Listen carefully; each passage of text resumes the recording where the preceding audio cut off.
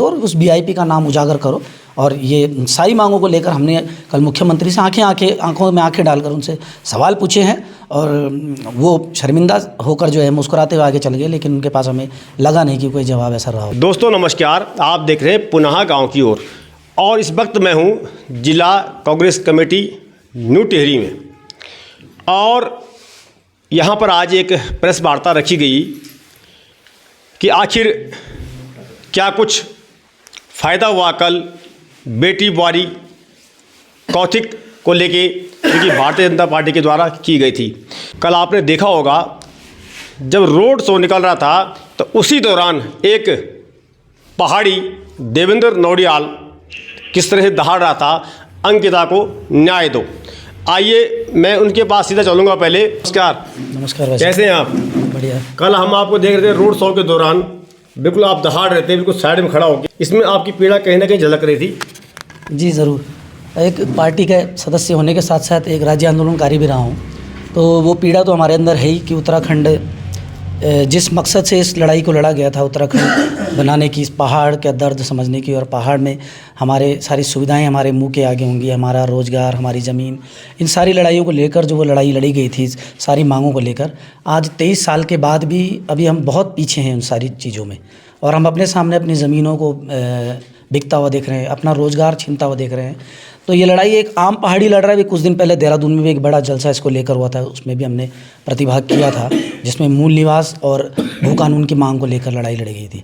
तो हमें लगा कि परसों ही हम जो इस कार्यक्रम में शामिल होकर आए हैं, तो आज, और ये अच्छी बात हो गई कि मुख्यमंत्री का यहाँ भी एक कार्यक्रम था, तो हमें लगा कि अब हर ज़िले से, पहाड़ के हर कोने से जहाँ भी मुख्यमंत्री पहुँचे, वहाँ से हर आंदोलनकारी को, हर व्यक्ति को यह आवाज़ लगानी चाहिए, दहाड़ लगानी चाहिए कि हम पहाड़ के लोग हैं, आप पहाड़ से ही संबंधित हैं, आप भी एक पहाड़ी व्यक्ति हैं, तो क्या आपके अंदर का वो दर्द कब जागेगा और कब जो है आप पहाड़ की पीड़ा को समझेंगे? जब यहाँ की भूमि तहस नहस हो जाएगी, हमारा रोज़गार छीन जाएगा, हमारा जंगल ज़मीन छीन जाएगा, क्या तब आप जागेंगे? तो यही सारी चीज़ों को जगाने के लिए, और मेन बात है कि जो जिस मूल निवास और जिस भू कानून के लिए हम लोग लड़ रहे हैं, कहीं ना कहीं उस भू कानून का ये एक दंश है जो हमारी पहाड़ की बेटी अंकिता भंडारी, आप देख रहे हो, उसमें वो बाहर के ही लोग थे, जो लोग यहाँ आकर जिन्होंने अपने रेस्टोरेंट बना दिया, हमारे ही पहाड़ के बच्चे यहाँ नौकरी कर रहे हैं, उन पर जो है इस तरीके से उन लोगों ने जो ये उसके साथ ये हत्याकांड को अंजाम दिया है। तो ये मांग भी हमारी थी कि उसमें जो वीआईपी जिसका नाम आ रहा है, हमारी उस बेटी को न्याय दो और उस वीआईपी का नाम उजागर करो।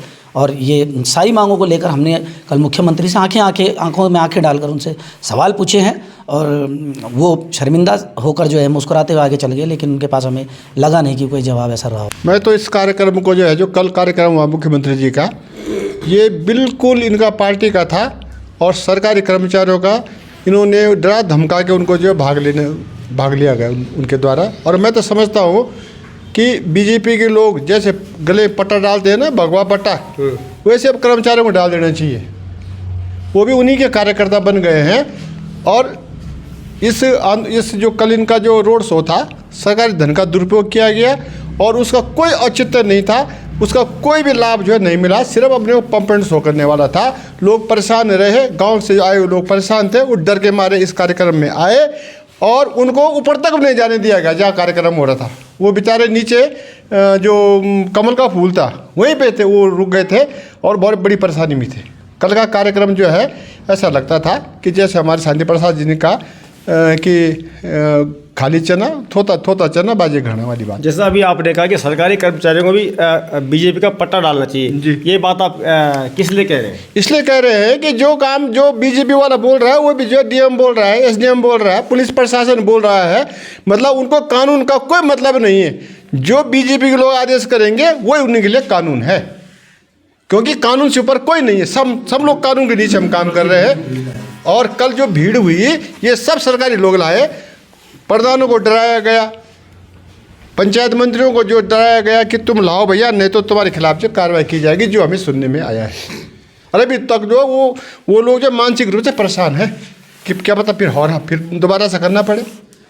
वो भी चाहते हैं कि इस सत्ता से जो हमें छुटकारा मिले। राणा जी, पार्टी का अध्यक्ष होने के नाते आप इस कार्यक्रम को किस प्रकार देखते हैं? देखिए, हमने तो हमारी पार्टी ने 3 दिन पहले इसमें पत्रकार वार्ता करी और आप तक संदेश पहुंचाया था।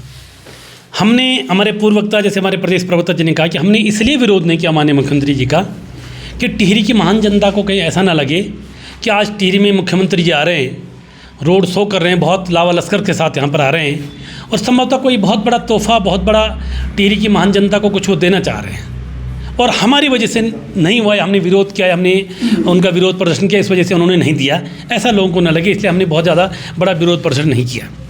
लेकिन विडम्बना इस बात की है कि हमने पहली बार एक चीज़ देखी कि मुख्यमंत्री भी लगभग 28-30 साल के राजनीतिक जीवन में भी बहुत सारे देखे हैं, बहुत सारे कार्यक्रम हुए और मैंने एक बात और भी की कि राजनेताओं को अपने क्षेत्रों में जाना चाहिए, चाहे मुख्यमंत्री हो, मंत्री हो, विधायक हों, उनके जाने से जो है वहाँ की एक मशीनरी रहती, जो जंग खाई हुई मशीन रहती, वो रिचार्ज होती है, वो काम को ठीक तरीके से अंजाम देती।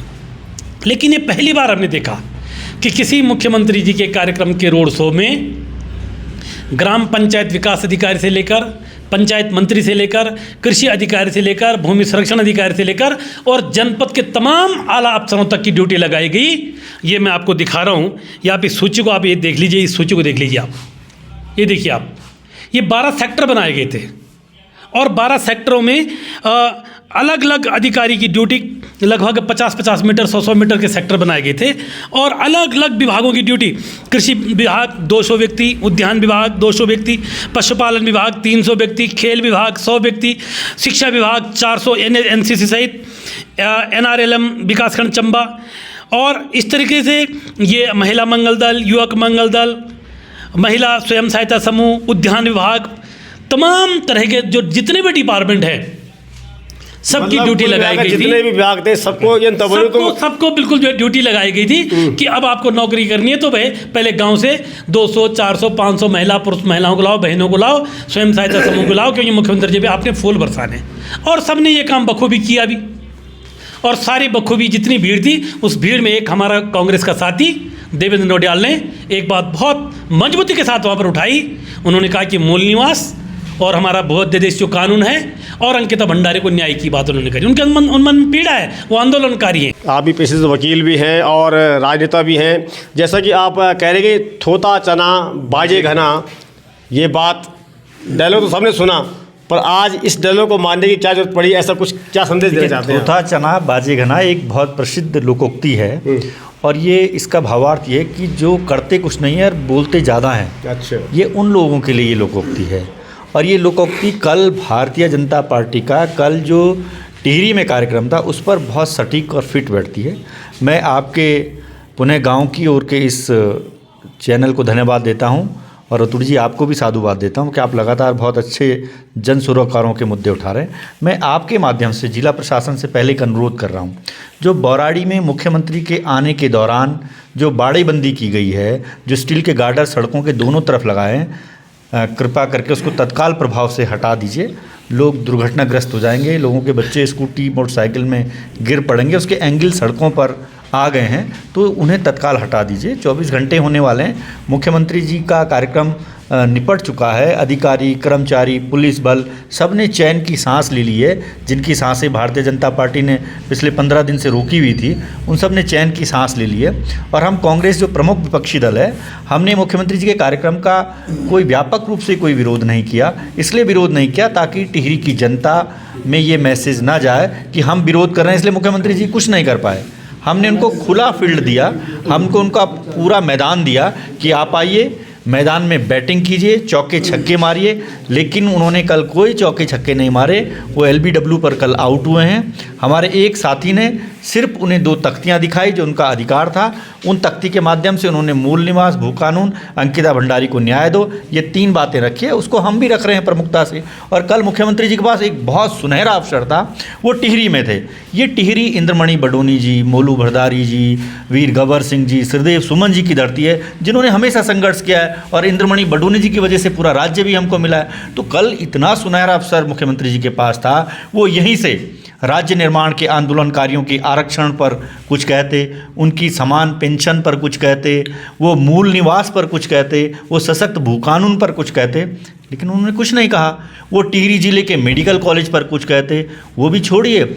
आप जहाँ पर मुख्यमंत्री जी उसके बगल में जो जिला चिकित्सालय है, जो स्वयं में बीमार है, वो उन्हीं की बीमारी दूर कर देते। उसमें 32 डॉक्टरों के पद स्वीकृत हैं। मात्र 12 डॉक्टर काम कर रहे हैं। यहाँ के जो निर्वाचित जनप्रतिनिधि हैं वही उनसे पूछ लेते कि मुख्यमंत्री जी बगल में जिला अस्पताल है, उसमें डॉक्टर नहीं है, वो सुन पड़ा हुआ, वो स्वयं में बीमार हैं। उसके अलावा जो हमारे ज़िले के सामूहिक जो CHCs हैं, जो PSCs हैं, जो APSCs हैं, जो हमारे उपकेंद्र हैं, वो सारे के सारे बीमार पड़े हुए हैं। उनमें स्टाफ नहीं है, डॉक्टर नहीं है, संसाधन नहीं है, दवाइयाँ नहीं हैं। कोई बंदा नहीं बोला, सब मुख्यमंत्री जी की आरती उतार रहे थे। ऐसे लग रहा था कि सब लोग दबे कुचले लोग हैं, इन पर एक अनावश्यक का प्रेशर है। कुछ लोग इसलिए भी डरे हुए थे, उन पर संपत्ति ज़्यादा हो गई, ED की कार्रवाई ना हो जाए, CBI की कार्रवाई ना हो जाए। अनेकों तरह के डरावने प्रलोभन थे। और कल का जो कार्यक्रम था वो पेवरली राजकीय कार्यक्रम था। अधिकारी कर्मचारियों ने जो भीड़ जुटाई थी, मैं उन अधिकारी कर्मचारी भाइयों को बधाई देता हूं कि उन्होंने अच्छी मेहनत की थी। बाकी थोता चना बाजेगा। निश्चित तौर से मैं आपके चैनल को साधुवाद भी करना चाहता हूं और मैं ये कहना चाहता हूं कि भारतीय जनता पार्टी को अपने कार्यकर्ता के ऊपर कोई विश्वास नहीं रहा कि उनके कहने से गांव की जनता, गांव के लोग, शहर के लोग आ सके। इसलिए उन्होंने, आपने देखा भी, हमारे अध्यक्ष जी ने दिखाया कि हर व्यक्ति को, चाहे वो नगर पालिका का EO हो, आंगनबाड़ी का कार्यकर्ता हो या CHC सेंटर के हो या किसी प्रकार का जो सरकारी कर्मचारी, हर कर्मचारी को 100 लोग, 50 लोग लाने की जिम्मेदारी दी गई। क्योंकि भारतीय जनता पार्टी के कार्यकर्ता के प्रलोभन पर आज कोई भी व्यक्ति आ नहीं सकता है। उनको उम्मीद थी कि स्टेडियम लायक भीड़ हमारे पास नहीं होगी, परंतु जो भारतीय जनता पार्टी के कार्यकर्ता हैं शून्य की डिग्री पे आ चुके हैं। और आज जो कर्मचारी हैं उन लोगों ने सरकार को चंदा भी देने का काम किया और लोगों को भीड़ जुटाने का काम भी किया। और साथ ही मैं आपके चैनल के माध्यम से एक दुख भरी घटना कल हुई थी। हमारे क्षेत्र के जिला पंचायत के सदस्य कल आकस्मिक निधन उनका हो गया था और वो भारतीय जनता पार्टी के जिला पंचायत के सदस्य भी थे और भारतीय जनता पार्टी के मुख्यमंत्री और उनके विधायक, उनके मंत्री रंगारंग कार्यक्रम करते रहे। ये भी एक उनको एक संवेदना उस मंच के माध्यम से उन्होंने उस व्यक्ति को, उस जिला पंचायत के सदस्य को, उस युवा साथी को, 29 साल का युवा साथी जिला पंचायत था और वो साथी कल निधन उसका हो गया और उस कार्यक्रम में एक बार भी उसको श्रद्धांजलि नहीं दी गई। ये भी एक दुखद का विषय था। कि जैसे अभी हमारे आदरणीय अध्यक्ष जी और माननीय भट्ट जी ने बताया था, तो मैं उससे एक दूसरी कहावत आपको बताता हूँ कि खोदा पाड़ा निकला चुईया। इतना बड़ा आडंबर पिछले 10 दिनों से पूरा शहर में बनाया गया था, तो शहर के लोगों को लग रहा था कि यार इतना बड़ा आडंबर किया जा रहा है तो कुछ ना कुछ इस शहर को या इस ज़िले को मिलेगा। लेकिन वही हुआ कि खोदा पहाड़ निकला चुया।